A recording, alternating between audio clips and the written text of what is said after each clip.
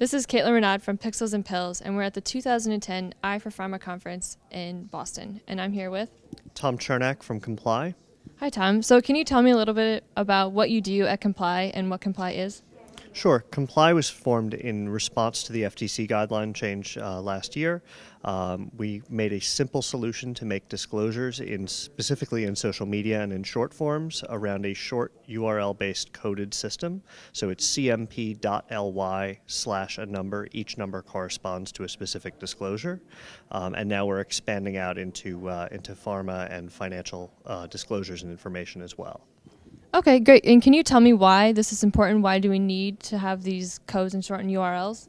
Sure. In addition to just codes and short URLs, we're now introducing badge-based systems, and not only can we provide a clear and conspicuous disclosure as is required, but we can also measure campaigns. We can make sure to provide additional information right at the source of the content. And the way that we've designed it, it specifically follows whether it's in a tweet, in a Facebook status update, in a blog post. We have we've devised a way to make that content follow along and the disclosure follow along with the content wherever it goes. Okay, and you mentioned before that you're expanding into pharma. So can you tell me why you see a need to expand into pharma? Sure. We were actually mentioned last year at the FDA hearings, and we've been watching the space closely. We've been out on the leading edge of the FTC disclosure issue, and now we're eagerly awaiting the release of the FDA guideline, and we're hoping to respond to that as quickly as possible. Okay, great. And so do you see a change for pharma? Is this going to really change the way that pharma is working right now? What do you see in the future with this?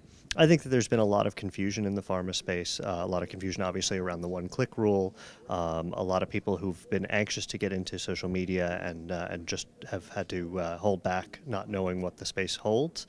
And what we're hoping to do is make it easy to be open and transparent, to make it clear when there are connections or when there are additional safety warnings, fair balance, the issues that have been discussed, and include those directly with the content so that people can make informed decisions. Okay, awesome. And you mentioned there were several different codes. Can you go into a little bit of detail about each one and how they work? Sure. On the FTC side, what we've done is we've identified the standard uses of a disclosure. These generally fall into people who are paid, people who are given samples, or people who are employees of a company or an agency, and they have to disclose their relationships. So we've created individual disclosures for each type that can be identified easily by a code. So it's cmp.ly/a number. Right now we have 0 through 6, and we're about to announce 7 for pharma and health, and 8 for financial as well. Okay, awesome. And so in the future, do you expect to expand even further? You mentioned 7 to 8 are to come. Do you see 9 and 10 in the near future, or is that still far away? I'm not sure about 9 and 10, but really what we're hoping to do is wherever you see fine print, we can apply fine print for social media. Okay. And have you had any pushback at all from the pharma industry with these new codes?